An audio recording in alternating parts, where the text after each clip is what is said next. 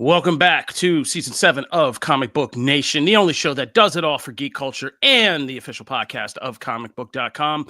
I am your host, Kofi Outlaw. Today I have with me my co-hosts Matthew Aguilar and Janelle Wheeler, and joining us is Mark Deschamps. He's been here before. If you're a regular listener, you've been here for kind of seeing him help us out with a couple things. Most notably, he's been our man inside with the Nintendo Switch 2. So, without further ado and no preamble, Switch 2 is now out. We have Mark and Janelle who have both gotten theirs and have had some time hands-on. I am not personally jealous. This has made me realize I no longer give a shit about console launches. Like, I'm too old, man. I don't care. I just don't care. You're not standing in line at Best Buy. Guess what I did? I made a little kid happy with $20 in Robux this week. That was my revolution. So, yeah, I'm going to let you guys cook because I'm tapping out of this. I have no dog in this fight. I'll probably get a Switch 2 in like a year or so when they work out everything. But for the people, for the gaming community, for everybody who's been eagerly anticipating this thing and telling Nintendo, let's get to it. Well, let's get to it. Mark, you've had the most time with the Switch 2 because you got to do some preview events. Janelle, you're just kind of the new consumer getting yours. So why don't you guys walk us through, how is it? Well, like, Mark, what would you like? Let's just get right to it off the bat. Like, what would you rate this out of a 5-10 star rating? So that's always tough. Like out of a 5-star, I'd probably give it like a 4.5. It's wow. A nice leap so far. There's a couple little things that like I would have liked to have seen Nintendo change. Like the whole user interface is exactly the same. Like you go on the home screen, it's the same home screen. People have been begging for like themes. Like the Nintendo 3DS had like you could buy like a Zelda background or a Sonic background, and like Nintendo fans have been asking for this for 8 years, and like Nintendo totally had like the opportunity to do it and just didn't do it with Switch 2. So like that's like a little like nitpicky thing. The battery life is just okay in handheld mode. Like I clocked it at about like 2 hours 34 minutes yesterday of like continuous play. Like I set a timer and just played Mario Kart World straight till I got yelled at like 3 times by the system. Like you get like the 2 advanced warnings where it's like, oh, you know, your battery's low. And then you get that third one where it's like, okay, if you don't put this on, it's going to sleep. So that's where I clocked it at. So battery life is just okay. And like I said, user interface kind of stinks, but like everything else is really nice. Just the physical design of the console feels more premium. One of the things I like the most is like they switched the Joy-Cons. They're now held in magnetically. And one of the first things I did with my original Switch is I broke a Joy-Con. I dropped my system and there was like a plastic connector, and it just got dinged up enough that it wouldn't slide into the system. And they fixed that. Like now it's all held in magnetically, and it just gives it this nice little heft, which I love. And like the Pro controller now is amazing. It just feels like so sleek and nice. It feels like a more premium version of the Switch. It doesn't feel as toy-like as the original system, which I love. Yeah, same. I absolutely love it. And to my defense, I did not care about this console launch. I wanted to, but I can't. I don't have time. And I can't interrupt my baby's nap. I just physically can't do that to go stand in line for hours. Like that's not happening. So I just popped over to Costco and I got number 5. There were 5 left. So after I left, there were 4. And the Costco pack was great because it had obviously like the console and everything, but it came with the Mario Kart and it came with a year Nintendo membership. So that was cool. And then I also got the Pro controller. I also went over to Best Buy yesterday and they had about, I think like 15 left. And this was around 11:30 a.m. So I was very surprised that there were some, and I got my very first Pokemon pack. I'm very excited about this. Ooh. So we'll do an opening. They limit buying to like 1. Oh, so you abide by the rules? Yeah. Trash. They were didn't fight anybody to get it, did you? Well, there were only like 10 left, and one of the guys offered to buy it off of me after I bought it. But I was like, no, this is content. I'm gonna do it on my stream. But I was surprised that there were some availability with this console, at least in Nashville and back in Orlando, because I was having my mom monitor the Costco in Orlando because I was like, if I can't get it here, can you please go get it? So I will say, like, it was easy to pick up. I didn't know it was going to be, but it was, thankfully. I agree. Everything feels really smooth. Like there's like this texture. The texture is like really, really slippery, like very slippery and smooth and sleek and lovely. It feels like an adult console. It also feels like I'm nervous, like I'm holding it, and it makes me feel like it's a piece of tech that's way more expensive. So I'm nervous. I don't want to just like throw this down the way that I did with my original Switch. So it feels really nice. It feels like luxe, like luxurious. Which Yeah, I think they're personally, I think they're kind of faking this in the marketing. Like, I think they've made this a traditional console that you can happen to pick up and walk around with a little bit. I can see Whereas the that. original Switch was everybody walking around with their Switch everywhere. Yeah, like I can't imagine a little kid walking around with this huge. I mean, it's big. It's huge. Yeah, it is like, it's big. The screen's big. The screen is huge. Yeah. I and it feels slippery. Like it does feel like it might slide out of my hands. So I mean, I always play console version. Like I don't really use the handheld thing. The only time I did that with the Switch was with Animal Crossing when I was addicted to it.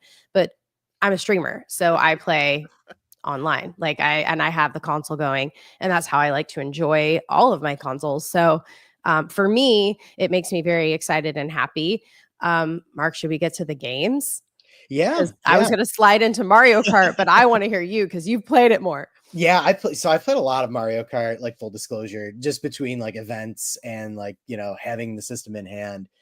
And it's my best comparison, the comparison that I've like, had in my head since last week, is that it feels like being like on a Disney park ride.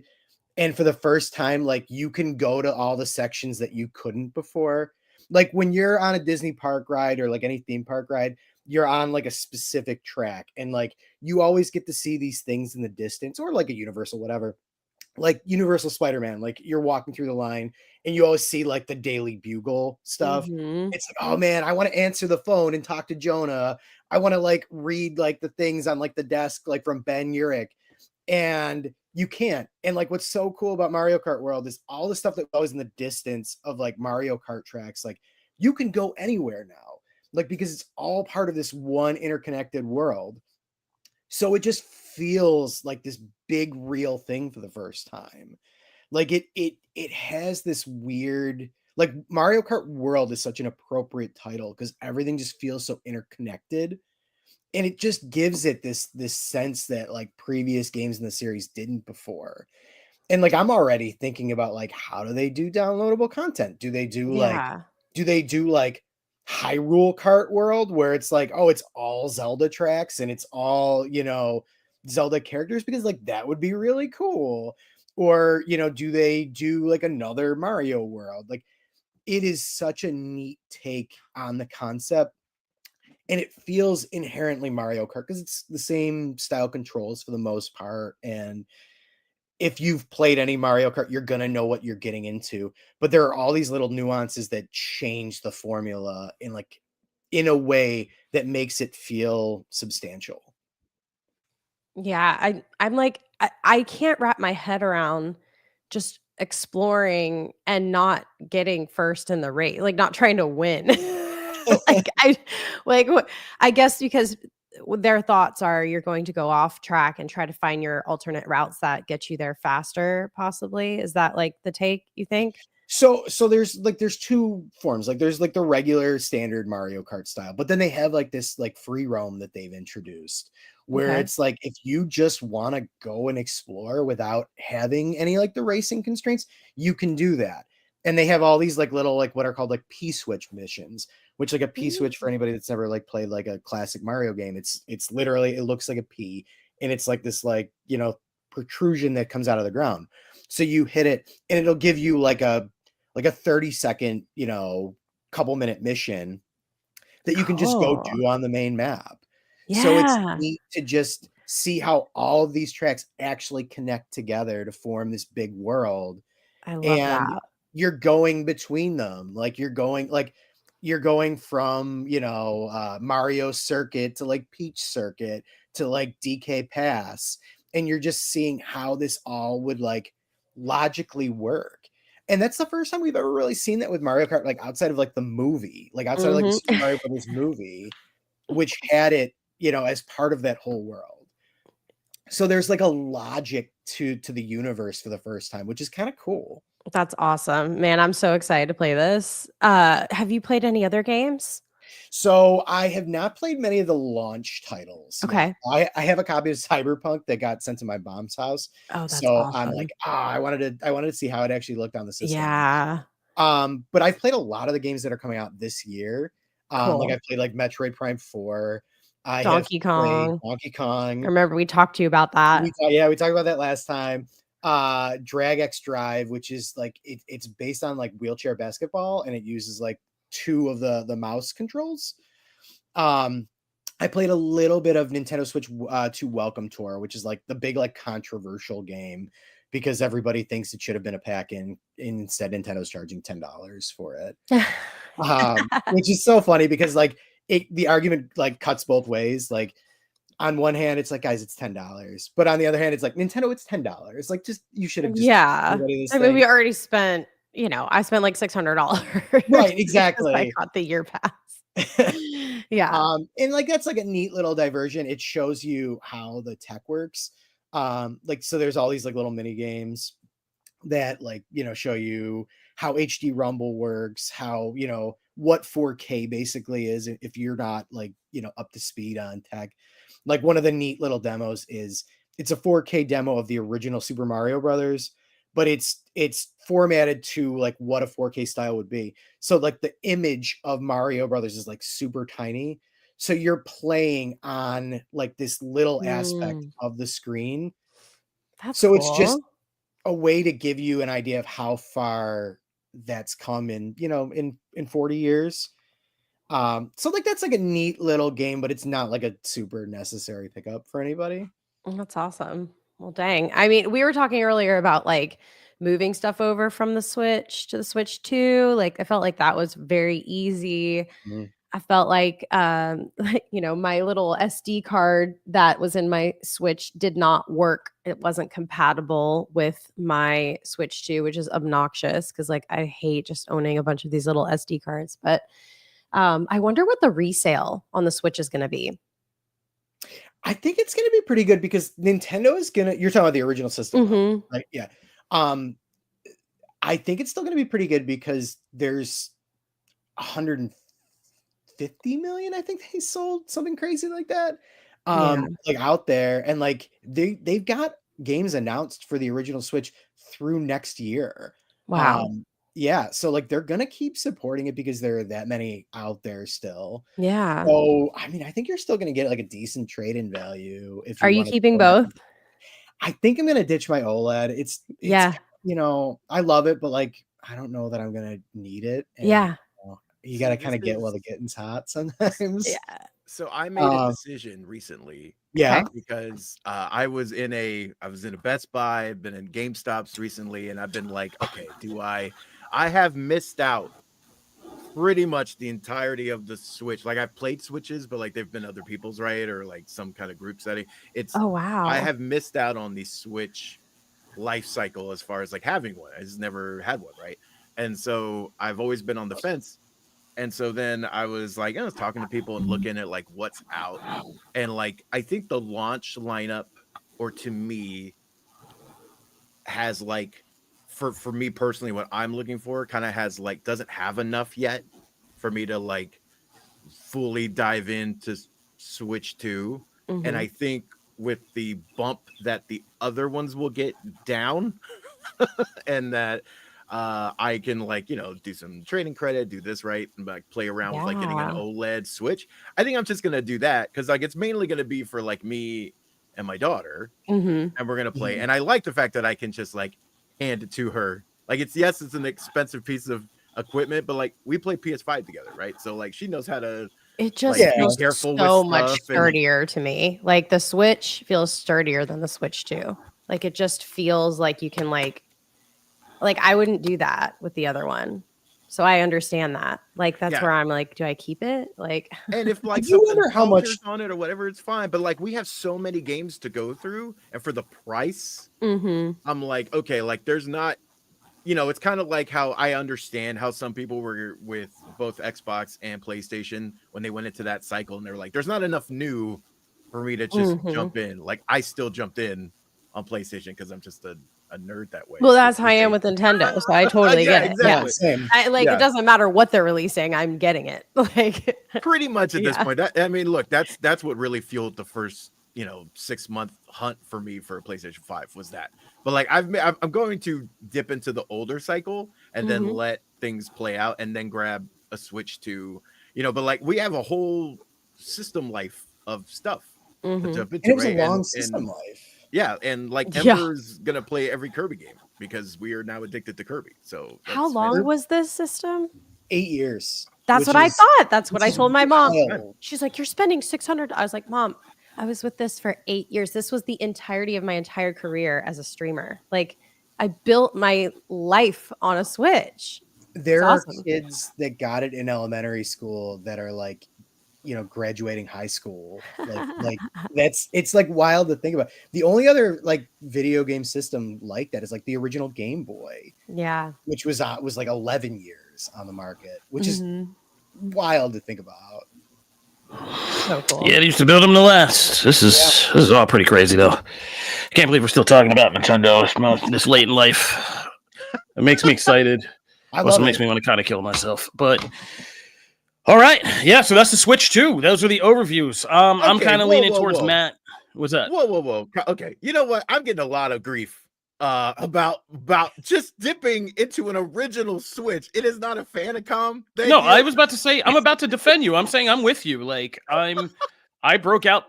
They're joking, but I broke out that we have a 3DS and I broke it out and gave it to my kids. They have, in fact, one of my friends, shout out Regina. If you ever hear this, you need to give me back my Switch, my 3DS charger. You still have it. I need that.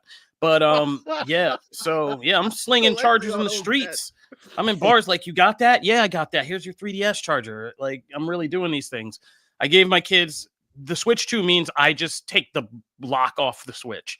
I'm like, here you go. Go nuts. Like, I don't care what happens now. At this point, we got our time, we got our money out of it. It's go with God. It's for the streets now. For the take the Switch 1. You guys got it. So that's kind of what it means for me. It's just like, yeah. But like I said, right now my kids are in a weird place where I don't even know if console gaming is like a carryover thing. Like they have no awareness or care about the Switch 2. They're into whatever streaming or swipe, iPad games that they're into. Like, yeah, my son's sucked into Roblox and Roblox Rivals and all this. And my daughter's playing like cooking, cooking, whatever that kitchen game is. Like, yeah. So Overcooked? Oh, we love that game. yeah. I don't know if that's the one. Is it Cooking Mama? It might be Cooking Mama. Cooking Mama. Who cares? All of them are fun. No, They're all it's a good. They're restaurant. all You're fun. running like a restaurant. Yeah, it's like Yeah, Cooking totally. Master. It's like Cooking Master or something like that. You're running a restaurant. You're serving burgers and drinks and fries and stuff. It's crazy. Just walking around. It's pretty high pressure. She makes me play. Yeah. But yeah, so they're all into that stuff. So I'm kind of interested to see. I think, obviously, as it gets out into the ecosystem, as kids go, when we get back to school in the fall, I'm sure the hubbub and buzz is gonna be like, "Hey, we should get getting a Switch too." Like, and I'm gonna start hearing that. But I'm gonna wait for it. Yeah. But it's good to hear. I'm always like a probably 2.0, 3.0 console buyer. I learned. I was in line for Super Nintendo, Nintendo 64. I was there, guys. Genesis. I was slinging in the streets for some Genesis. So I've learned about the bugs, So I always wait until the improvements get made, the bundles get a little bit better, and then I'll be in. And so yeah. I'm trying to remember when the last console, like day of, like the last day of console launch, I took part in, and I think it was probably PS2. That was probably That the last long ago? one. That was the last one because like all the other ones, like I get them launch week, right? But like I didn't do launch day. Like I didn't go Launch out day and is like so try fun, and do man. the launch day thing. And like the last cycle was nuts because of COVID and everything like Yeah. that. So that was a completely different beast. It's true. So like yeah, like launch day, I that was probably it. And you know, because like Dreamcast, I got like 2 weeks later or a couple weeks Oh, later. that was You're that was a you're one of the beast. 20 people that got it. No, Hey, Dreamcast, greatest console? Dreamcast. God. That defined my late high school, early college Yeah, years. Was getting back home with my friends and being up all night, drunk as hell, playing Soul Calibur and screaming at each other like on Dreamcast. Yeah, like Power it was Stone, serious business. Grandia, To respond some Skyrim. comments real quick. Stuart Johnson, hell yeah. It's the same thing like with an old phone you don't turn in. It becomes your kid's iPod or whatever they're going to use it for. It's that thing to distract them, and you're like, whatever. Again, go with God, take it. And Juden Foster over on YouTube.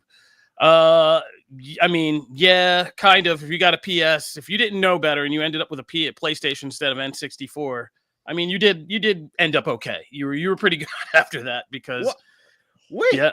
Is that like a bad? Like, is that I picked both the great. PlayStation? No, they were both, but PlayStation was such an unknown element at the time. It's true. Because my Nintendo dad was coming wanted me out. to It was get a big 64. 64-bit jump. We were all thinking we got this weird controller. We were all kind of like, okay, we guess we like it.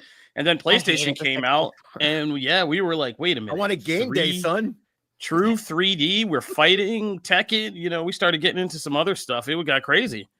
So, yeah, I mean, we quickly switched. I mean, I played N64, but like, yeah, by the time I hit high school, my friends and I, it was time in college. It was time to switch over to that My PlayStation dad life. had terrible console opinions, so like he wanted me to pick a Jaguar. Ooh. Right? He was a I'm not tart. kidding. my God. He was in the Not store kidding. looking at everything. He was like, He that wanted- 3DO has some promise, but that Jaguar. 3DO. Yeah, was no, I another one? remember. I legit remember being in stores at this time because every place had there were 18 gaming stores for like every block, and like yeah, in the window you would just see like 5 different consoles, and be like, which one are you gonna pick? He wanted That both of 3DO those. is so far advanced, but you got to pay $800, and you're like, wait, what?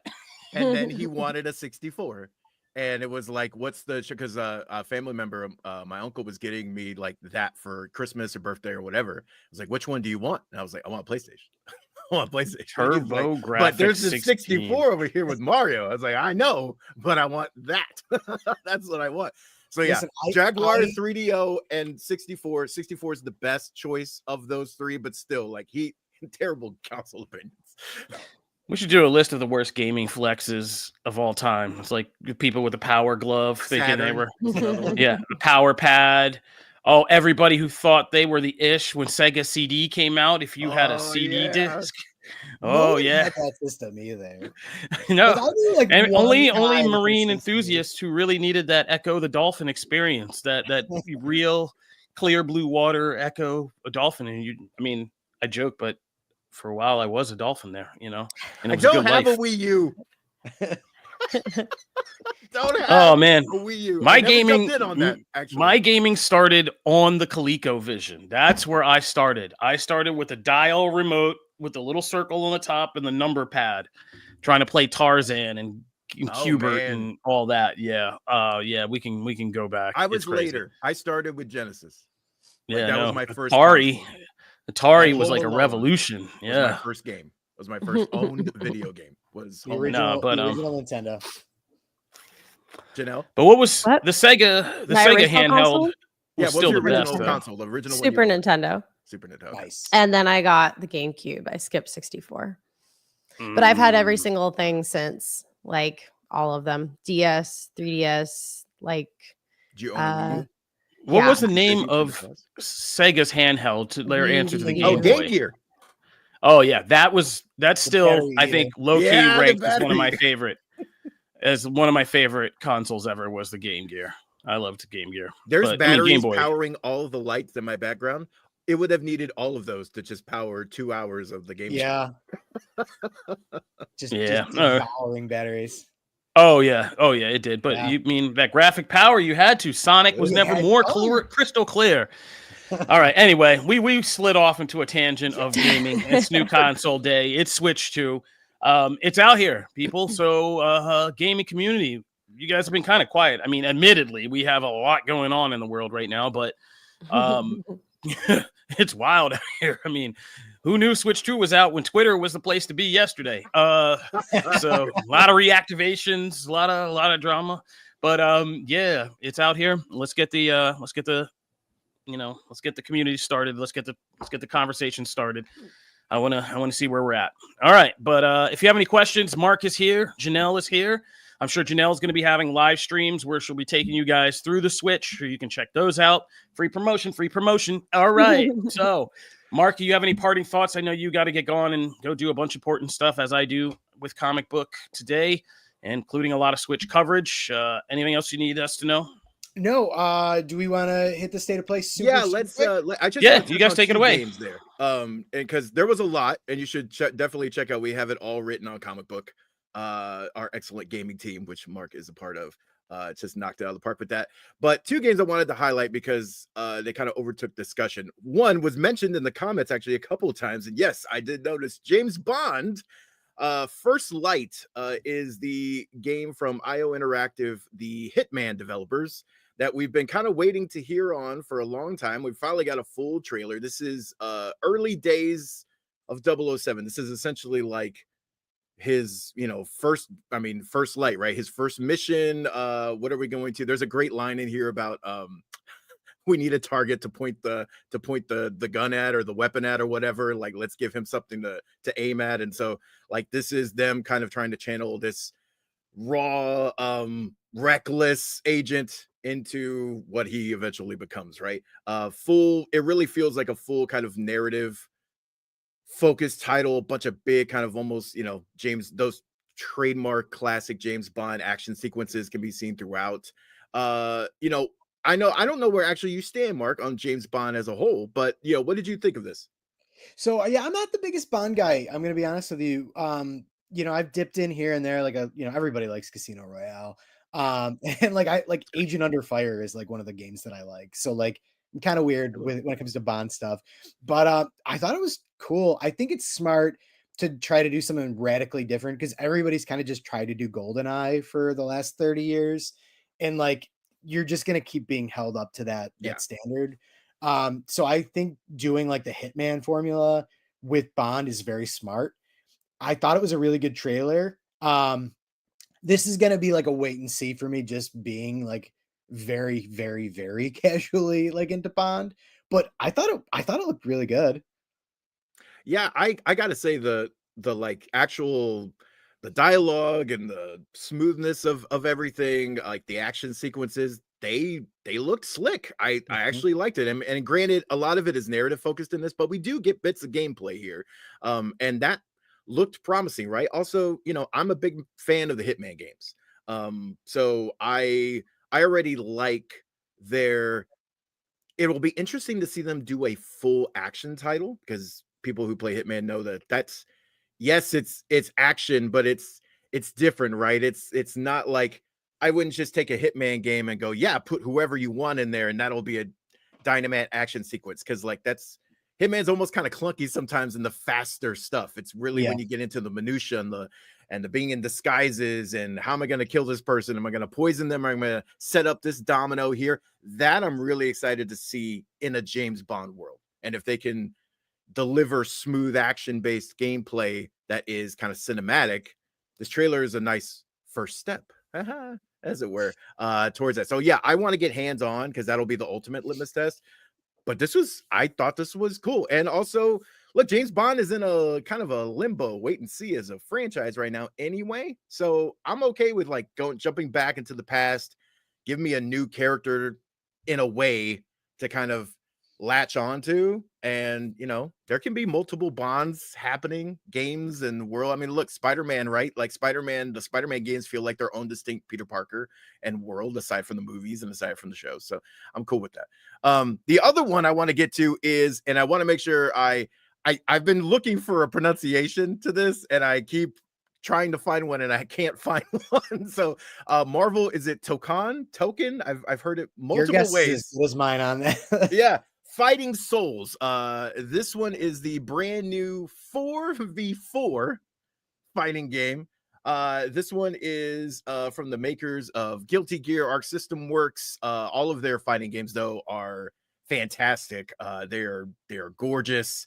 They have this like kind of pure animation style, and then they also lean heavily into, you know, like the anime influences, and you can see that here, right? From the character designs, they look, oh my god, this game looks fantastic. I just cannot wait for this. Miss Marvel getting some love, Ghost Rider, Doctor Doom, Iron Man, of course, the mainstay, Spider-Man, Captain America, and Iron Man are in this too. Star-Lord, I think I saw in there, right? Yep.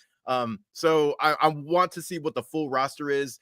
Their breakdown of this was essentially like, hey, we've seen, you know, and everyone obviously remarking that this is not a Capcom game, which plenty of people took notice of like, oh, they can do fighting games with people outside of Capcom.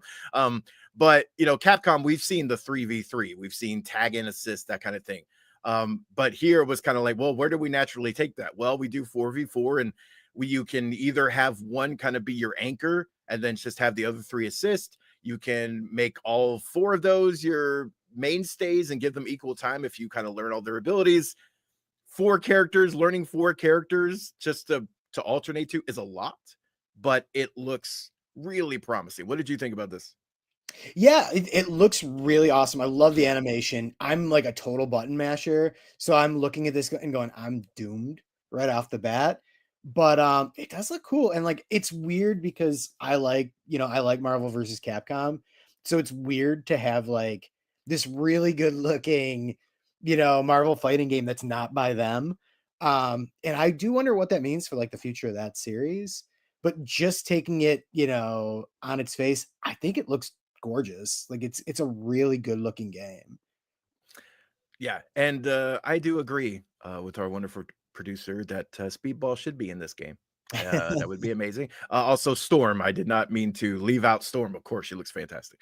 Janelle, does this appeal to you? Kofi, does this bring you into are you excited for this one? I mean, you dabble in fighting games.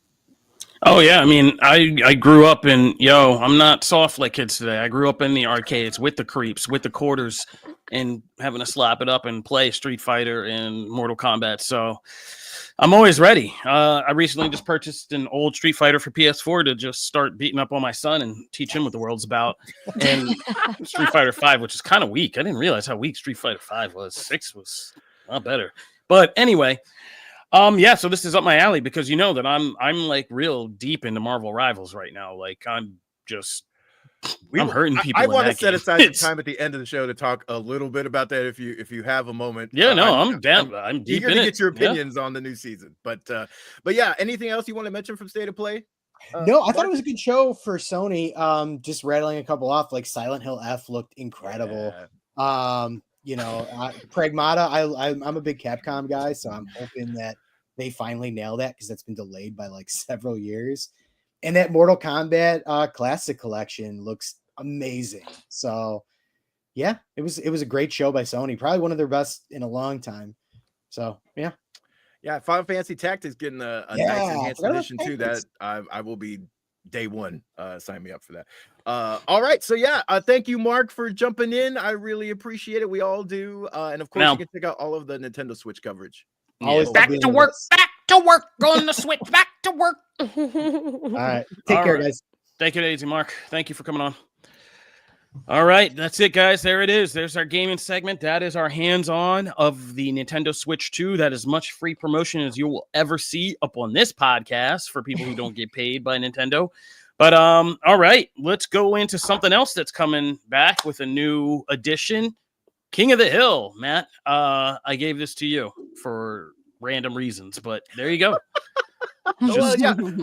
You know what though? It's interesting.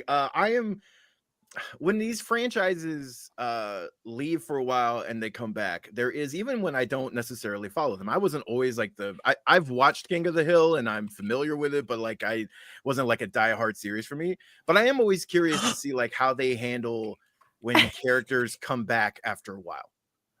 You don't know about Hank Hill. You don't know about selling propane and propane accessories. He's okay. Let me tell you what, man. Hank Hill iconic at this point. It's yes, iconic. Hell yeah, right? Okay, yeah. Hell so yeah. I didn't want to overstate it, but like, yeah, it's kind of iconic. So like, even if you don't hardcore follow the show, like you know who these characters are. So it is interesting, like the premise being like this is some time has passed and Hank returns. one of the biggest things is actually where that, like, in a way, he hasn't been replaced, but someone has stepped into a role of kind of being the like central point for all the other characters. Really? I swear, it was a switch. Yo, It's everybody switch. asking. Our comments are modded by our producer Peter, who is never afraid to come in and just mess with us I midstream. don't even have any DVDs. He said, "Matt, I don't even have any DVDs. King of the Hill DVDs on his brand new Xbox 360." I swear, the Switch. I didn't even dip to like DS or as the Switch. It's still out. Anyway, here's the thing. All right. However, I did mention in the comments the other day in our Slack channel that like I was thinking about going to buy a Dreamcast.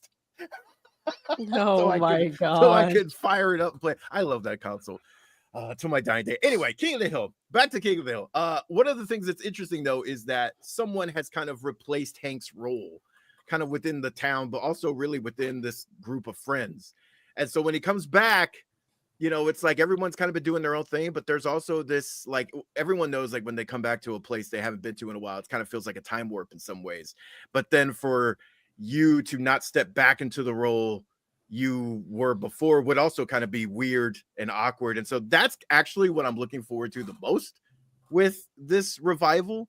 The trailer kind of gives you kind of a glimpse as to like all the time that has passed, what has happened in the interim. I'm excited for this. I will be giving it a watch for sure. But I feel like we can't we can't really talk about this without also talking about something that is in real life and very sad, very tragic. Jonathan Joss was, to put it very bluntly, this was a hate crime, and they were killed in a tragic shooting. Yeah. Something unfortunately, I learned too much about this. It is not only was it a hate crime, it was a prolonged stalking. It was a prolonged threat. Oh my god. Him and his husband had to move out of a home where his father or grandfather had built a generational home that was supposed to be his for many years, but because of their LGBTQ status, and you know what? Shout out, I can't believe we're having to tell this story, but shout out to everybody. It's Pride Month. Shout out to the whole community. This is a very sad way to start, but it is a reminder of kind of everything that is very real still in the world. So Jonathan Joss and his husband, they were at this ancestral or this family home he was supposed to have. They were living there happy. They had a dog. They started getting harassed by, members of the community. They tried to report it to police. The police didn't do a thing. They didn't really lift a finger. It's kind of now being looked at about what this department did and or didn't do, what their attitudes may have been in supporting kind of this harassment. One day they came home, they had to move away from the house in the community because they felt unsafe.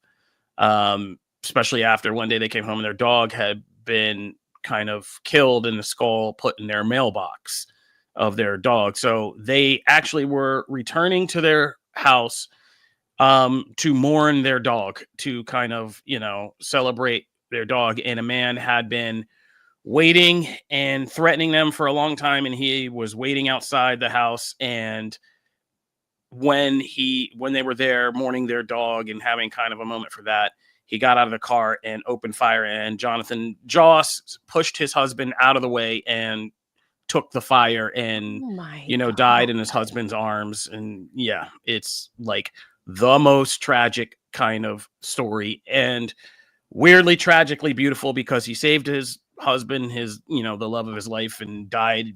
And his husband kind of put out a statement saying about his last words and having to comfort him as he died in his arms. And it's like, it's the maximum sadness. So and the guy has been arrested, but it was prolonged. This guy had threatened them for a long time, killed their dog, done all this stuff, and eventually just came back and finished the job, and kind of nobody intervened when nobody helped them when they called for help. And here we are. So where the hell is this? I don't want to. I'm going to be careful because I never, in these kinds of stories, I don't give a damn. What area of the world is this, so that I don't ever go there ever? Oh, this is San Antonio, Texas. This is in Texas? Yeah. This is King of the Hill. Fucking believable. Yeah. So Yeah, it was it's pretty messed up story, but Jonathan Joss, of course, he played John Redcorn he was the voice of John Redcorn in King of the Hill, and an actor, and San Antonio. So yeah, tragic loss, but King of the Hill is going to honor him. They're going to make sure to kind of show him the proper love and respect. Again, shout out to everybody for Pride Month in the community. Stay safe. And sorry, all the things you still have to deal with. It's pretty insane. So, all right, that's the dark part. The light part is we're getting King of the Hill back, right? And it's good, and it's sounding like it's going to be pretty funny. There's a lot going on in this. Bobby's a chef living in Dallas. Hank has seen his neighborhood and everything in the world change. I think Connie's like maybe practicing ethical non-monogamy. There's a whole like we're getting into the Gen Z of it all, like, and so if you don't know why King of the Hill is so beloved by people of so many different demographics, all over the place, it's because Mike Judge is really good at sometimes taking what you think is this stereotypical portrait of things and, giving it this odd sense of humanity or even wisdom. Like Hank Hill is this unlikely wise man. You think he would just be like kind of this simple redneck, but a lot of the episodes delve into how sometimes his simple just kind of values and stuff are really like the core of what's holding his family together, while his wife will be like kind of nuts and she's very kind of like imaginative and like idealistic. He's more just kind of like realistic and not cynical, but like he knows people, he knows the world, he knows the kind of nature of people. And his son Bobby is very eccentric and stuff. And I think it clicked for me the episode where Bobby becomes a plus size male model and he wants to do a show. And Hank, the whole time you think Hank is being like almost like either body shaming or homophobic throughout the most of the episode. And you're like, oh, he's like this bad kind of conservative father. But in the end, you realize he's just realizes that, being a plus size male model doesn't make you popular. It just makes you the target of bullies. And he's just trying to tell his son this. And sure enough, his son doesn't listen to him. He goes to the show. And, I think we've actually told this story before. You guys yelled at me for trying to tell this story before. I feel like we've been potting long enough. This was, okay. So this was. You were like going into Yeah, it. We're like, Frasier moment because Yeah. you gave me so much grief for Frasier one week, and then you went in on this long King of the Hill diatribe. Yeah, that's what I know. I felt myself falling into the trap again. See, I don't forget. I'm up here. I've been doing this for 7 years, talking to you two, but I remember when the traps are. So anyway, King of the Hill's great. Go watch it. I can't wait for this revival. Say less. That's my motto for 2025. Say less. Cute. All right. Janelle, would you like to weigh in? Do you have any kind of particular feelings towards King of the Hill? I don't think we know like kind of where you feel following these shows. I've never watched King of the Hill. I've honestly, you guys know animation is not my jam. So like the only one that I ever really watched was Family Guy. Okay. Well, there you go. That's a funny one. Family Guy out of all the animation domination block. All right. Well, X-Men 97, right? Oh, there you go. Yeah, we won. Yeah, I was just talking about like the old Fox animated shows, where Simpsons, King of the Hill, Family Guy, and American Dad. We have a then stuffed Bob's monkey Burgers. that is based on Stewie. His name is Rainer, and he has a similar style. You guys are wild. All right, let's go on to Superman. Let's talk a little Superman. Actually, let's take a break. Hey, what? Hey, let's take a break. Computer was like, Put no. my computer to sleep for a second. Your computer went break. Cool. Yeah. Let's take a break, and when we come back, we're going to talk about what's going on with Superman. We're going to talk about the new movie Ballerina from the world of John Wick, and on streaming right now, Predator, Killer of Killers, plus comics and Matt's agenda. We got a lot still to do. See you in a minute.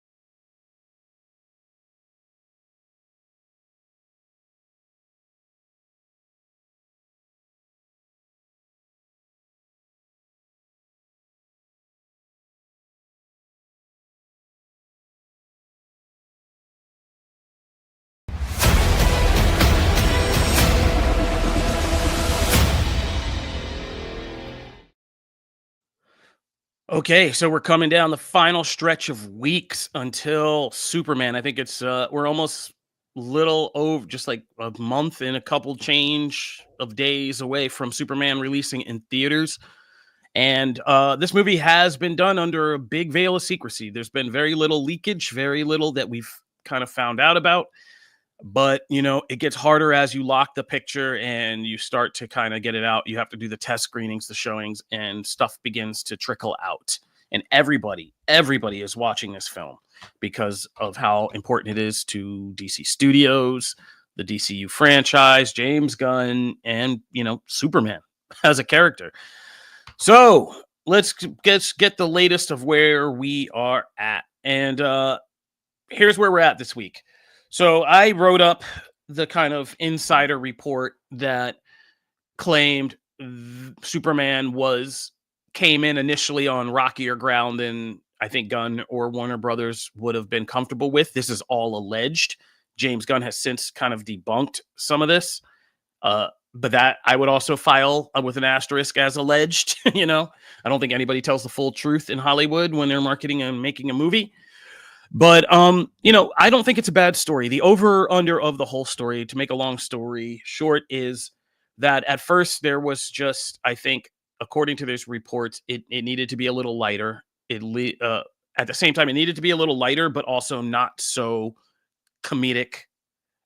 There was a little bit too much comedy. I think they needed some more of that kind of like hope, inspiration type deal feeling and less slapstick.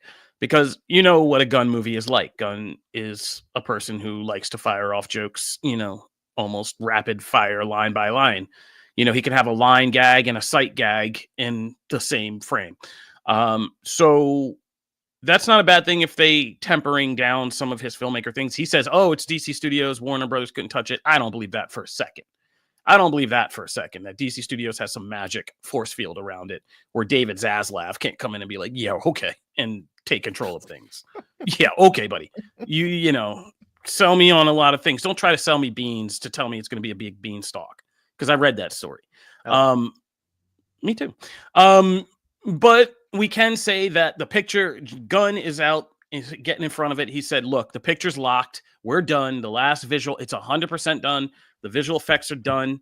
And yeah, we're ready to go. It's 2 hours, 9 minutes has been confirmed as a runtime, including post-credit scenes, which we now confirm exist.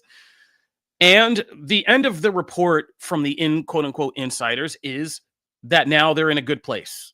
That the film, even if they had to do reshoots or reconfigure some things, they said they had to mess with the structure of it. If he tried to do an all-star Superman type deal, I could see that. But like, they feel they're kind of more confident now, and they're going, and that's why we're seeing more.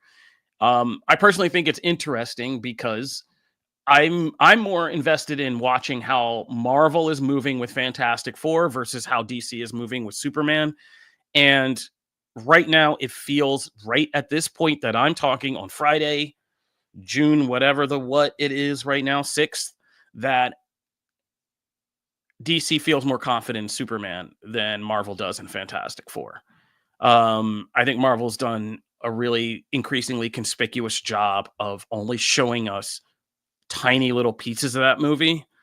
We don't have any battle scenes. We don't have, like, what does it look like when the Fantastic Four fight together? Who do they fight? What other kind of even minor threats or things do they do along the way? We have no idea. It's the same stuff we keep seeing. It's the same, hey, you know, oh, this old TV show scene. Oh, you're pregnant, cloud in the sky, Silver Surfer, tease of Galactus, but nothing. Like, we have really no story, nothing that we're seeing from this movie. And it makes me nervous that we're still locked in one of those Marvel situations where it's like the animators are locked in a stinky room up until release day trying to animate Pedro Pascal's arm stretching and making it look good. You know what I mean? We haven't seen any of that, guys. We haven't really seen too much Human Torch. We've seen Thing. That's about it. And no coordination of these powders. Yeah, he does. But it's just making me a little nervous. So I think I'm good with Superman. I don't think there's any rumors. I think everything I'm seeing from the film right now, from David Corenswet, the more I see of him, the more I see of just the film. We wrote an article on here, and I think it really is important.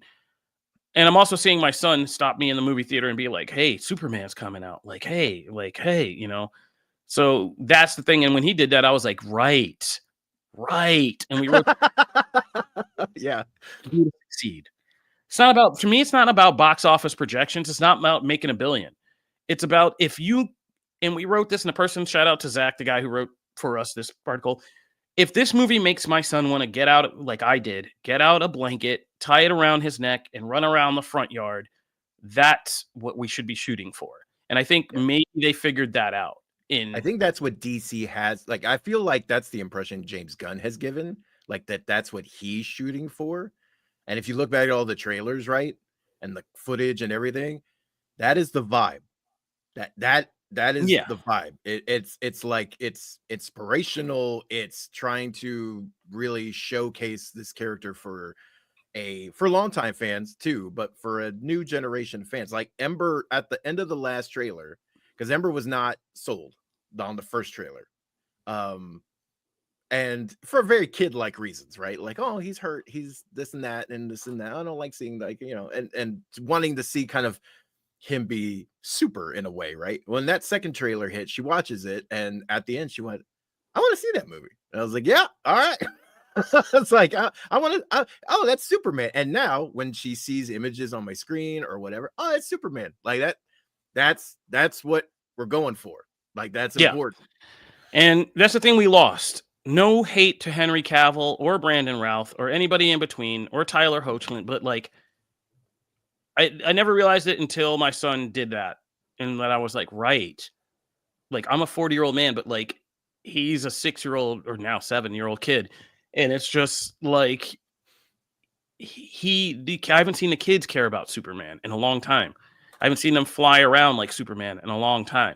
And that's kind of what we were missing during the Snyderverse era. It's like, yeah, as adults, we had a Superman. But Henry Cavill was never a generation of kids Superman, unless they for a very small selection of kids. Yeah. Because what could they see? They could see what? Justice League, and that's about it? Yeah, pretty much, right? Yeah, it's exactly. And this is full court press. And what Zach G said, I will you mentioned, popcorn buckets. The Galactus one's crazy. Those have been, look, I bought the Stitch one. Okay. I don't even care. I bought that sucker for, that was way too much for a popcorn bucket. But I bought it, and it is, Ember hasn't let go of it, sitting over here, right, alongside Toothless. And so we're all set for How to Train Your Dragon 2. But Superman, like the Thunderbolts popcorn bucket was kind of epic. Mission Impossible. I love this. Like, I'm all for this. When I don't go to the movies as much as Kofi does and as much as a lot of people, right? But when I go, I'm okay with we're gonna go. We're gonna have an experience. We're going to get every snack. We're gonna buy the stupid big epic collector's thing, right? I'm all for that. Like, hey, we go, we make it an experience, right? And so, like Superman, I will be bringing that popcorn bucket home, and I'm excited for that. But I also think too, I know it's not as important. I feel like, because I agree with you, Kofi. I think it's more about making a statement and planting a flag for your Superman. That's what this movie's ultimate goal is. But I am very happy to see that those box office projections are in the 170 to 185 range, that this thing is possibly going to end up breaking DC's own record for its biggest, domestic release ever. And that is including the Snyderverse and those, that would actually put it above, some of the biggest Batman movies. Like that's impressive if it can do that. So I am happy to hear that too, but I agree with you. It's not the ultimate point. Janelle, how do you feel about Superman? I mean, the hype is just still there. I'm just ready. I feel like we've had so many teasers, trailers, news, stills, tweets, so many things that I'm actually kind of avoiding those things now. I'm like, okay, leave me alone until this comes out, because I don't want to just overdo it on myself. So yes, I've been really excited this whole time.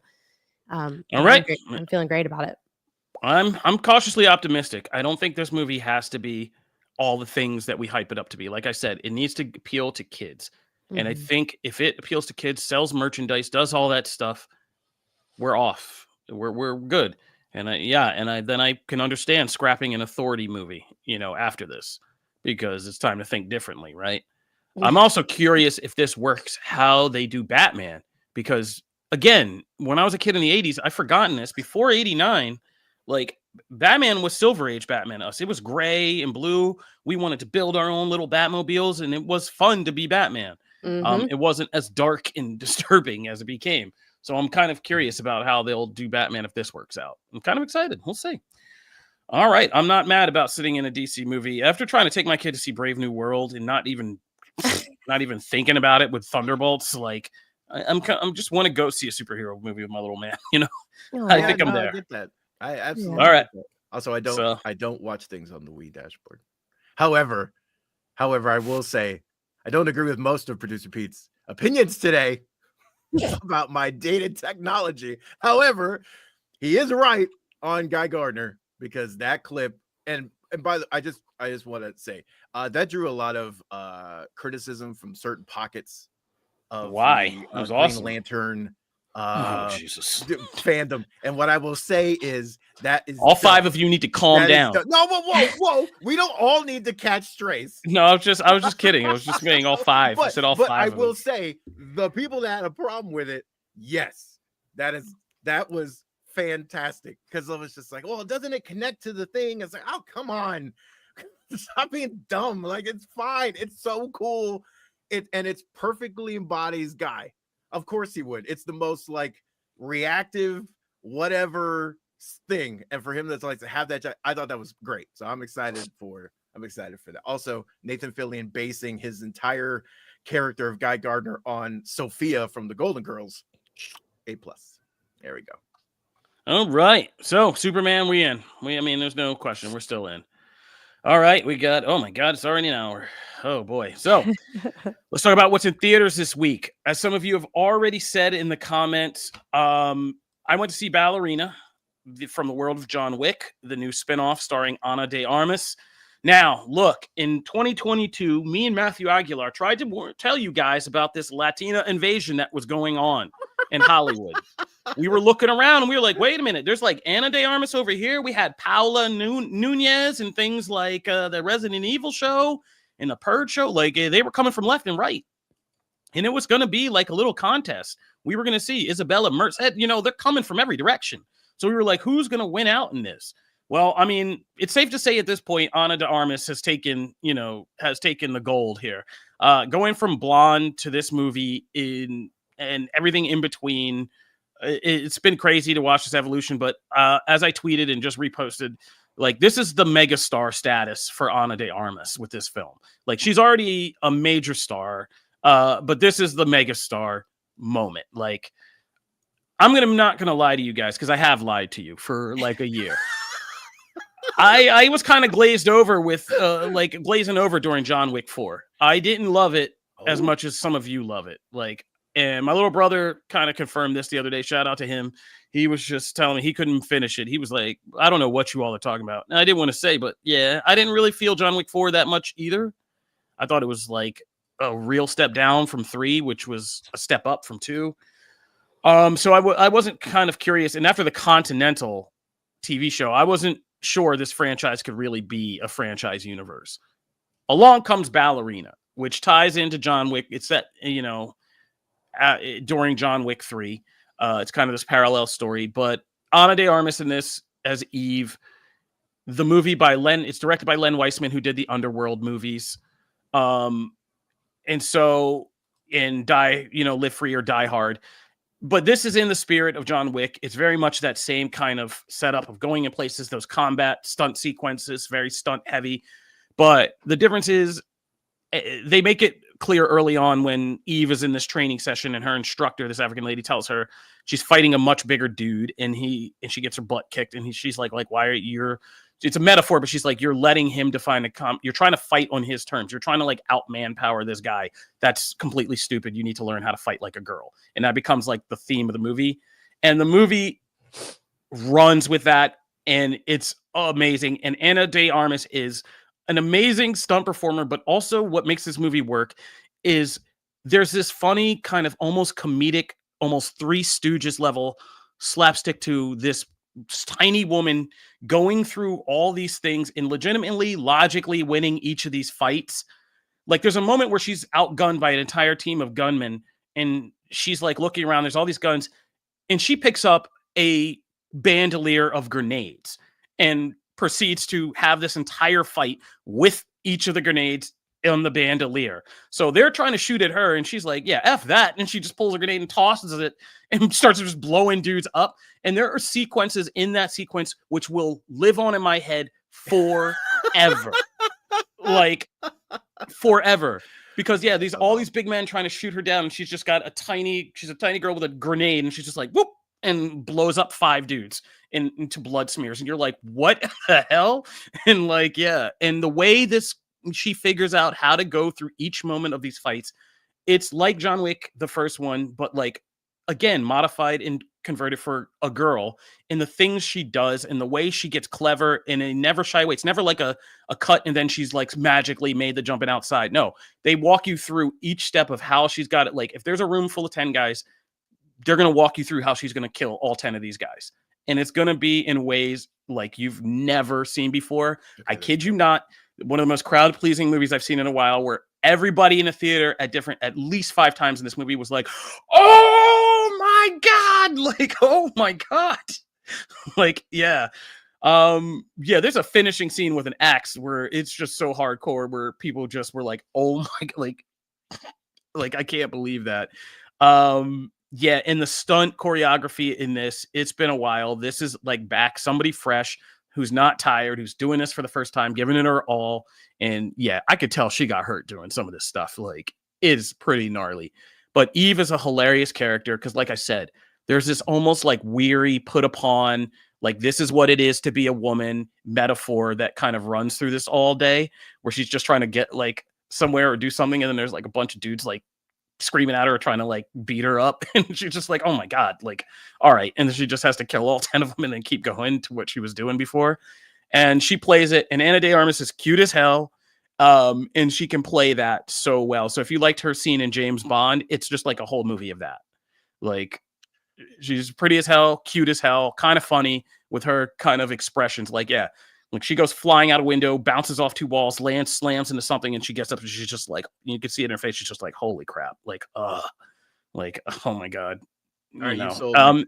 I can't. Yeah, and like battle injury scenes of her, like, you know, having to take care of herself, like fix herself, like all of this stuff. So yeah, we need this to keep going. The John Wick universe can keep going. This made me a believer. I'm with Bridewood. Like, you might as well just green light number 2 right now, because yeah. And they make great use of the John Wick universe, the lore, the coins, the Continental. We get one more couple scenes with Lance Reddick in this. So that's nice. And how they use John Wick is smart. Like, it's not that deep. John Wick is just the ultimate, you know, final boss, right?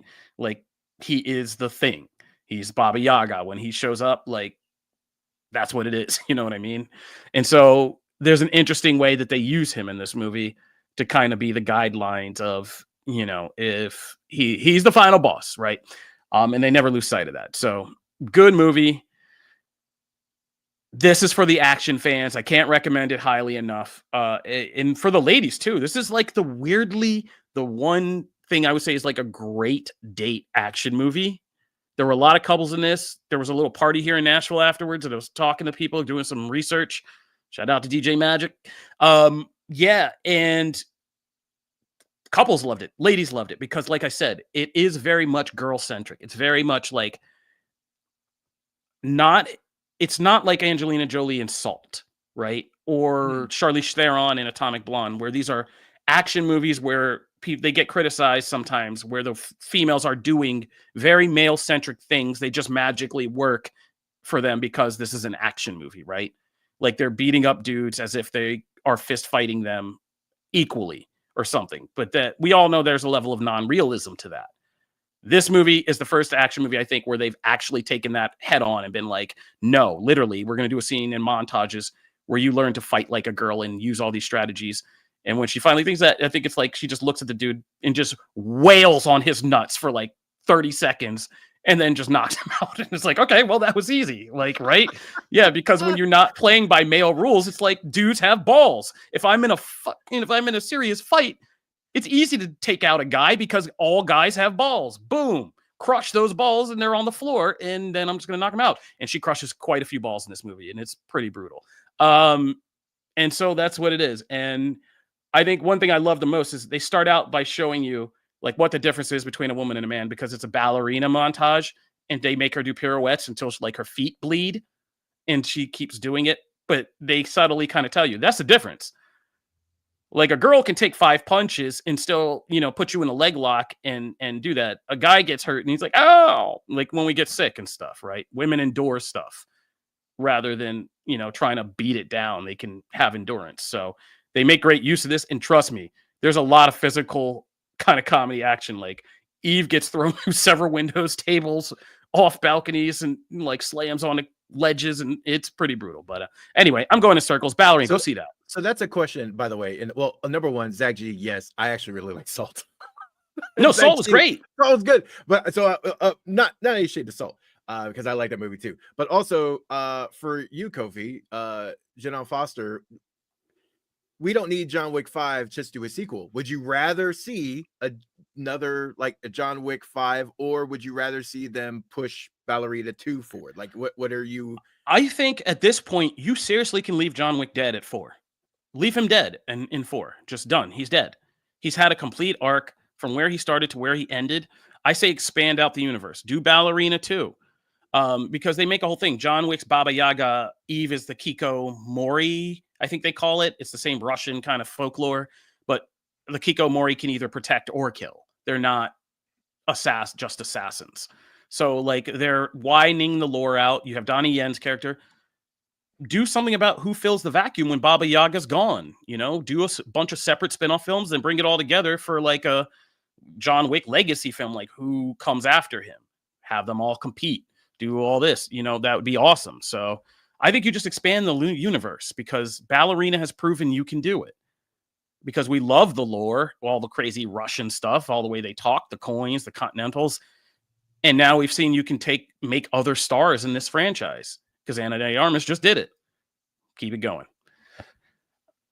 All right. Oh, man. Anybody else get to watch Predator, Killer of Killers? Okay, can we say what you wrote? Can we mention what you wrote in the rundown? No, what did I write? You wrote Kofi and warm body. Oh, plus warm body. Yes. Because I didn't know which one of you would watch it, so I just left it open. I just needed another warm body. Totally would have if I had known. I should have. I was like, what the hell does that mean? What, like, is that the movie name? I was like, what? What body movie? I don't know. So am I the only one who watched this? No, I watched Yes. it. I'm not done yet. I'm halfway through it, but I got to say it's pretty awesome. Predator, Killer of Killers is pretty awesome. Yeah, it's. I wasn't sure how I'd feel about this, about an animated anthology about Predator, but the stories are all very good. Like, and there's a surprise, and I don't want to spoil that part of it, but I think you think this is going in. This is just 3 separate anthology stories, but they are kind of connected in this kind of funny way. So it's very interesting how it's structured. Dan Trachtenberg is really killing this franchise, man. Like the man. Yeah, like he is just killing this franchise with Prey, like with because I was unsure about Predator Badlands, but after seeing 2 banger projects come out of this era of this, I'm like, all right, we're good. And so if you don't know what this is, it's on Hulu. It's 3 separate stories from 3 different eras of warriors who, and what I like about this is he still remembers the original Predator, which is a story that's about something completely different until 3/4 of the way through, and then this other monster appears. That's what the original Predator movie is. It's a war kind of espionage mission movie until 3/4 of the way through, and then they're like, wait, there's a monster out here, And so each of these stories is like that. One's about Vikings, one's about feudal Japan, and these 2 brothers who have a feud, and one's about World War I, I think, and these airplane pilots who encounter this predator. And each of the predators are unique. and freaky and, built for their times. But the stories, they actually tell stories before you even get to the predator of it all. There's interesting stories in each of these anthologies. And so they're all pretty gripping, and then they become awesome predator battles. So, yeah. Yo, Dan Trachtenberg is just killing it and just making this franchise something. And and I'm so curious about him and Noah Hawley and what's happening with Alien Earth, because there's kind of all these crossovers. Predator Badlands has a Weyland-Yutani synthetic in it, so now we're kind of just blending these worlds slowly but surely, and it's getting interesting. But I gotta say, if you can't make it out to see Ballerina, definitely stream Predator Killer of Killers, because it's low-key really good. Because we've had things, we've had Witcher animated series, we've had really good. Everybody's doing anime style series now, but this one's really, really good. This makes me so bummed that we didn't get that Trachtenberg Uncharted movie. I wanted that so bad. And then we got what we got, which is like whatever. But nobody even remembers. But he was supposed to do it, and that bums me out. But Trachtenberg, also shout out, totally rad show. I was a big fan of all of their work early on, and you can see the other parts of that too over on DLC too. I'm a big fan of that little universe, right? And Trachtenberg was a part of that.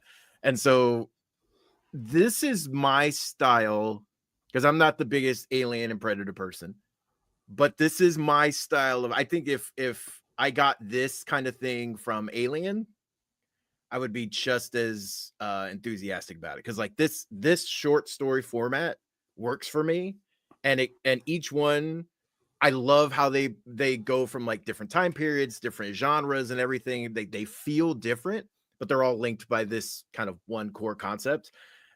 I was intrigued like every time. Like it was just like I dig that format. I really like it stopped me in my tracks. If you do good anthologies, we even talk about it in the comics, like it's always a crapshoot. You just don't know. Like one, if you get a 5-story anthology, one story might be great, but the other 4 are kind of then that weakens it. But I still like the format.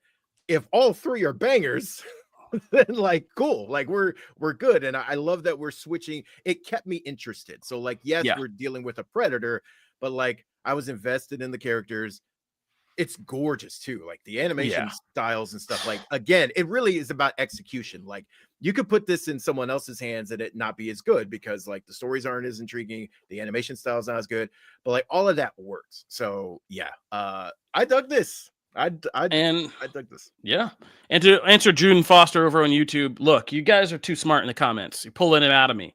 I was trying to skirt by without actually acknowledging this, but since it's been asked, I will answer in the comments. It was the question of, are we still on Rick and Morty? Because Rick and Morty's new season is out right now, and it is running right now, and we haven't said anything about it. Well, guys, that's because I don't know if I'm still up on Rick and Morty like I used to be.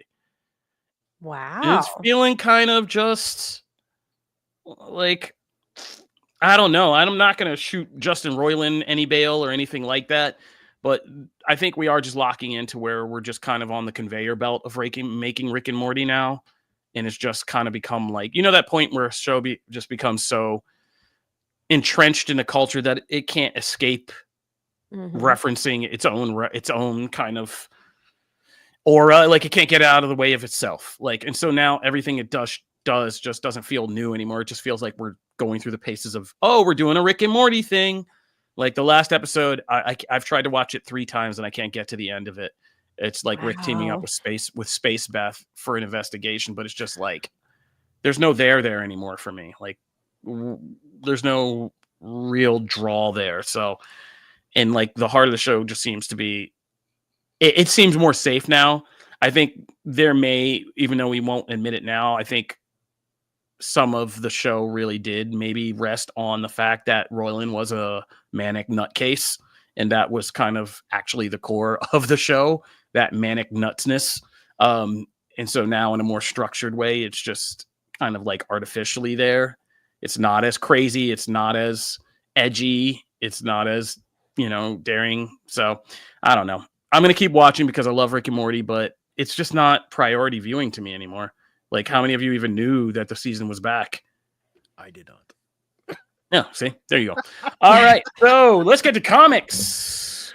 Oh man, we're gonna start with a big one. We're gonna start with Jonathan Hickman, Imperial #1, the next magnum opus from Jonathan Hickman over at Marvel. And this one, for those watching live, as the cover indicates here, we are dealing with full cosmic Marvel, and my boy Nova is in here too. I'm very, very excited for that. But what I found more interesting is that really, while it, you kind of go to like, okay, we're going to start dealing with the Shi'ar and we're going to deal with the Kree and the Skrulls, our boy Hulk has a much bigger role in this. And we really start to deal with like things from World War Hulk and Sakaar. And that is a heavy influence, as much so as anything else really in this issue, and how this kind of leads into things. So I was actually more surprised there. Now I know we have not dipped into Marvel Cosmic much over the course of the show. So Janelle, this might be your first, like, kind of number one, your first kind of exposure to anything World War Hulk, because I'm pretty sure we didn't talk about that. And then also like the cosmic side of things. So I'm curious, like, what did you think of this? And this was also, by the way, like 50 pages. I think it was like 54 maybe. 54 pages. Yeah, I had no idea what was going on when I first started. I was like, I don't know. I have no context. I'm completely lost. Obviously I saw like the helmet on the cover, so I was waiting for Nova. But I also don't really know much about Nova either. Like I know nothing about Nova, like at all, like backstory, nothing. So I do feel that this is one that it would serve you to be much more connected to these stories leading up to, and also just to like be very familiar with all of these characters. Obviously I got the hang of it when it started getting really political and assassination-y. Is that a word? I can definitely dig into that. It feels like, a political drama action thing. But when it comes to the characters, I was kind of like, what's going on? A lot of the like things that they were saying is quite wordy. And I was like, why are we saying so much? Like it just felt like we were just, I don't know. It just felt very wordy for me. It felt very wordy. But now that I've seen like, what's happening with, Wakanda and being framed clearly, I think, and whoever this chess player is. See, I don't know who anyone is. So I don't know the person that's overseeing this journey, the one that's like talking about it, like narrating it. So that doesn't give me much. I get that. Yeah. Now, Kofi, you're much more well-versed in the cosmic side of things. What did you think of this? Ironically, I am not the biggest Marvel cosmic fan, like Annihilation, all that stuff. Ooh. I don't dig that stuff really that much. This was, first of all, I think the artwork and the writing was a little bit off. Like Hickman's writing is very Star Trek. This is very cartoonish artwork. So, but let me be clear, it's beautiful artwork. It is, but just not for this kind of writing, I don't think.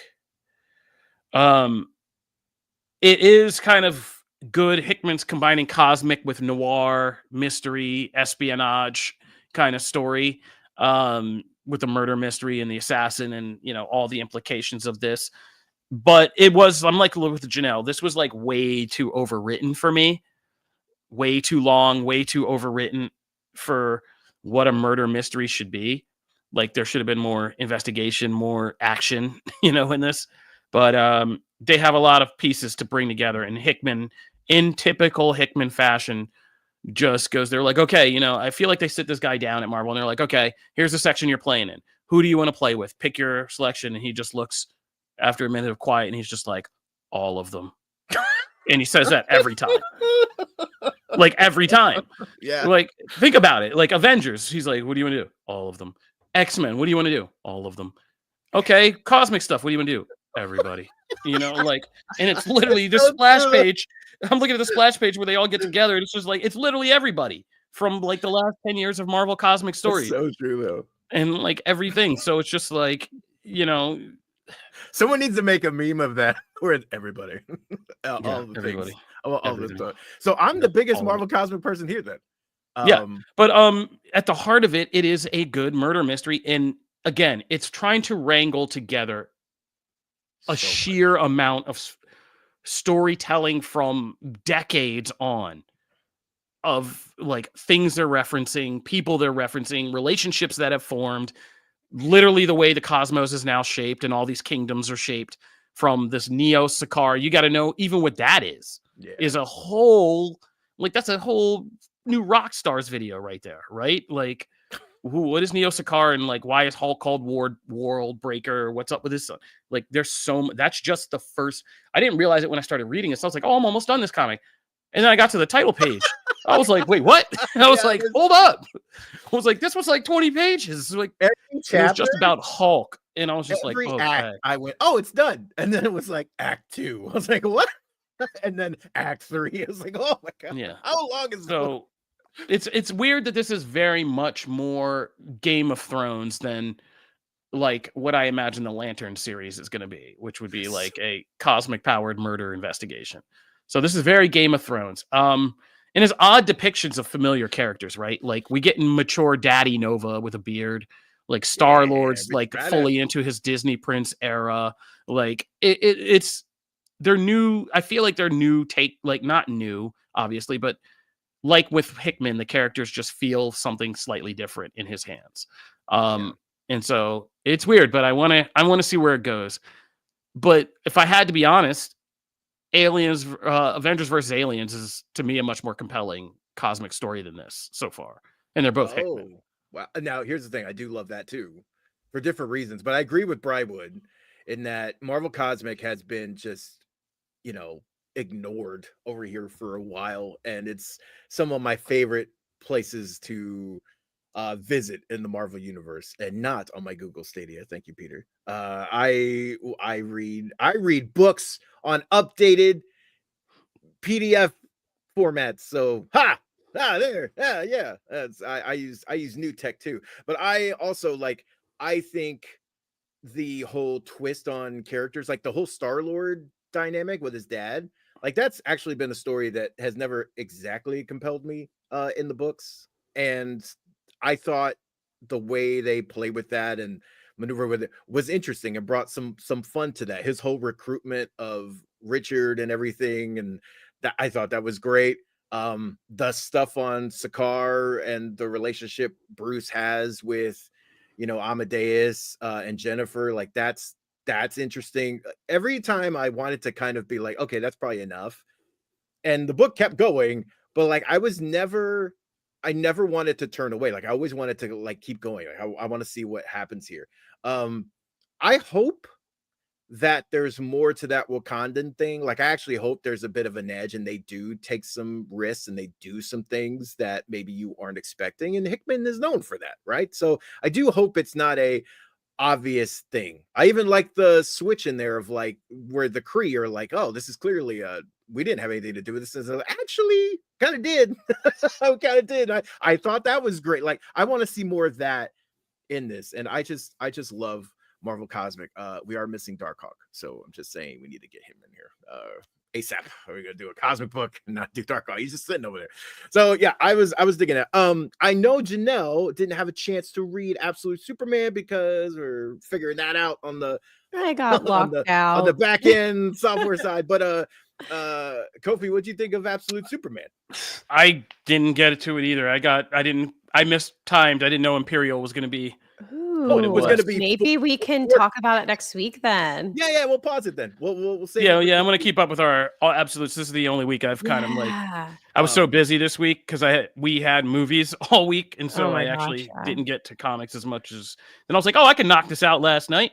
And Yep. then I started reading Imperial, and I was Same, like, oh my Kofi. gosh. Yeah. No, you read like 4 books in one with Yeah, Imperial. it So was yeah, I nuts. get it. Now we'll table I that. passed like it put me down for the night. I was like, oh my god, when I was Absolute done. Green Lantern. I will also, if you didn't get a chance to read that, we'll pause that for next week too. But I will just say, like, this is another one of those, like, they're doing some really cool things with the mythology. I love how they're playing with it and shaking things up that are still central, but we're just playing with them in a completely different way. I really dig that. So I like what they're doing here. Also, Ultimate Wolverine came out, and we didn't get to talk about that either. So yeah, we'll table that And for next Spider-Man time. Incursion. Yeah, I gotta. Yep.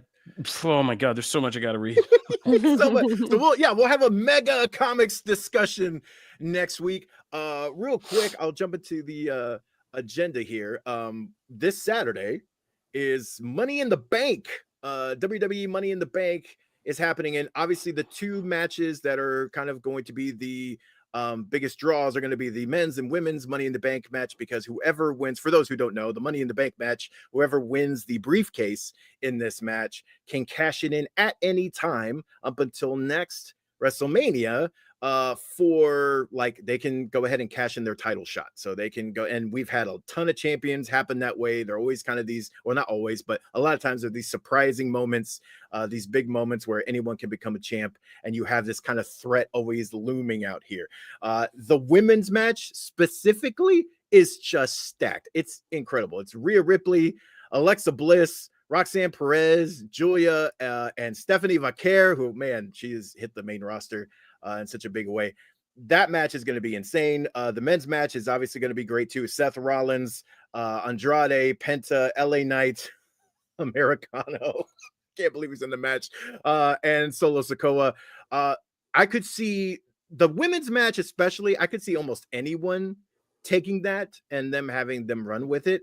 The men's, it really seems like it's going to be you could go Seth.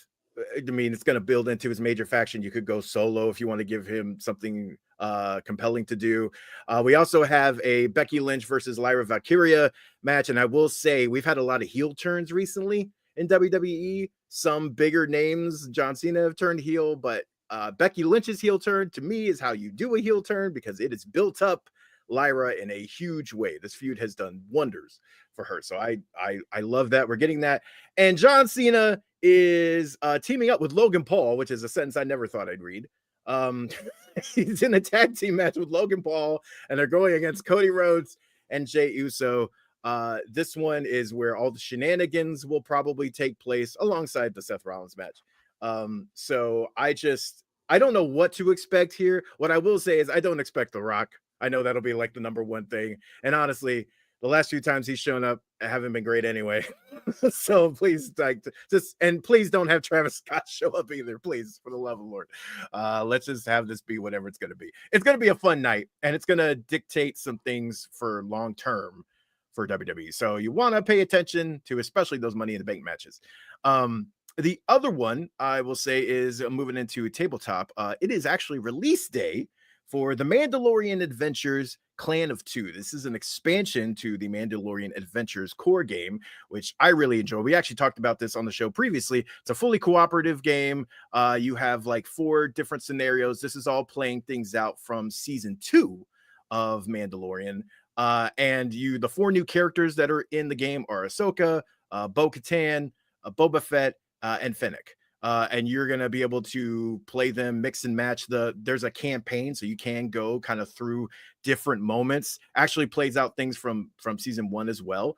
And there's new mechanics in this game. One of the great things that you can do actually in this one, some of the characters kind of almost let you break rules. Like Boba Fett, you're allowed to like attack, use 2 attack actions in a turn, and it results in all these crazy combos. Bo-Katan, you actually have the deck is one of the top cards is face up, and that kind of determines like what you can do with combos and things like that with your other abilities. So they introduce new ways to play. Ahsoka is a monster, but she can only attack people in her space because she's wielding a lightsaber. So there's a lot of interesting things they're working with here.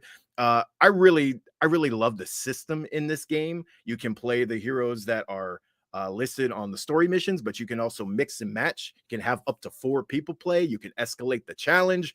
You can mix and match challenges, scenarios. Like there's so much you can do with just the things they provide in the box. And then they also introduce like, mercenary missions and extra missions that you can put on top of those. So like, it's really compartmentalized to kind of fit whatever scenario, whatever game night you're having. You can make a really compelling session and kind of customize it to your group. So I just think like, if you're a fan of Star Wars, there's a lot here, but also even just for people who are kind of mainstream to Star Wars and things like that, if they're looking for a fun game night, you can really customize this to them. I think this is super cool. Also, yes, I did want to do that. So it's not on my agenda, but it should be on Janelle's agenda because I've seen it pop up in the comments a couple times. Take on Doctor Who. Oh, so much has Doctor happened. Who. Janelle, what before we go, I mean, what are you thinking about all this craziness? Oh man. So season 2, I guess they're calling it season 2, which is so silly to me because like what? This has been on forever, but I guess season 2 on Disney Plus has finished. We have spoilers, massive spoilers. Yeah. Massive spoilers. So if you have not seen it, I don't know how you haven't because it's everywhere. But we got a regeneration. So we are losing Shooty as our doctor, which to me has been heartbreaking because I feel like we were just starting to kind of get into a rhythm with him. And I'm not very excited about that. I am excited about what they did. There's a big reveal at the end. I just don't want to. We can talk about it now, right? It's out there. We can talk about it. Yes. Come on. We have one of our most popular articles is about Doctor Who having lost its way with this finale. That's literally one of the most I would just say, like, popular it doesn't feel like it's lost its way. It was still very Doctor Who. It was just there was a lot. There was too much in this episode. And they nailed so many throughout the season. The pacing was really great and the buildup was really good. They just did too much in this last episode of the season. So I wouldn't say the whole season is a wash or anything like that. I think Doctor Who is still amazing, and I think Disney did some amazing stuff with it. But I don't love how they put too much. They just put way too much information. It's overwhelming. And it didn't feel like heartfelt in this last episode. And obviously I hate losing our doctor because I just don't think he got enough episodes to do what he needed to do. We do have a new regeneration happening. If you're familiar with any of the Doctor's companions, maybe my favorite doctor. Yeah. Well, yeah. My favorite Doctor's companion. That's I'll just say that kind of just popped up out of nowhere.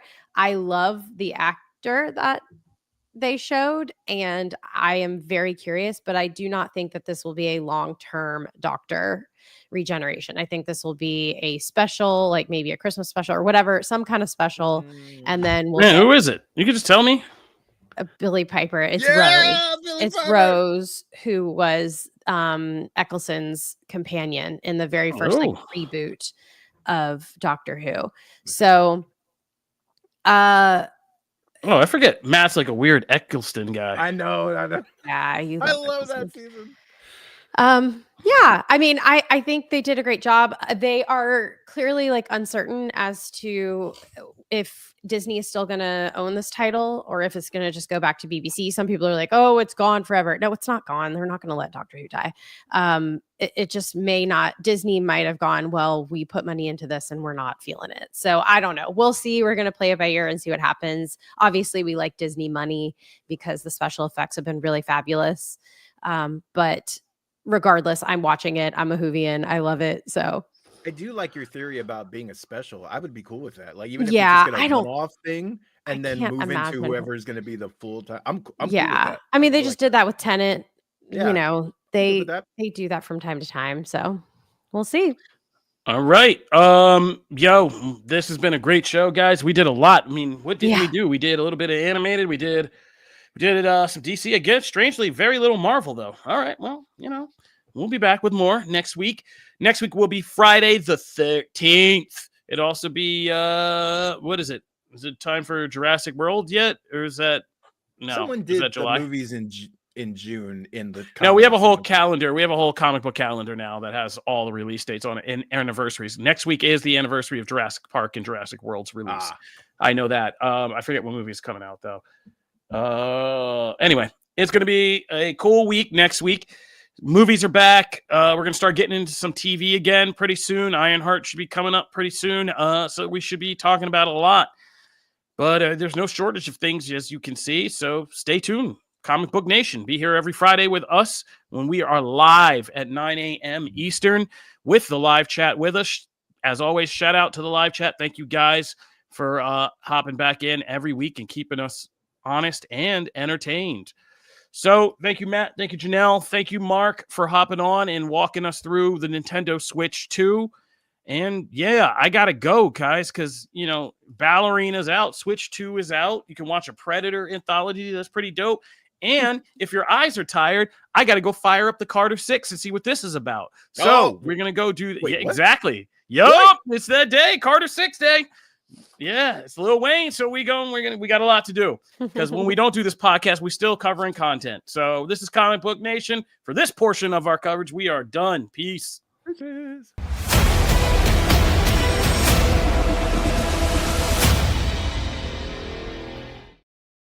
Shout out to Peter.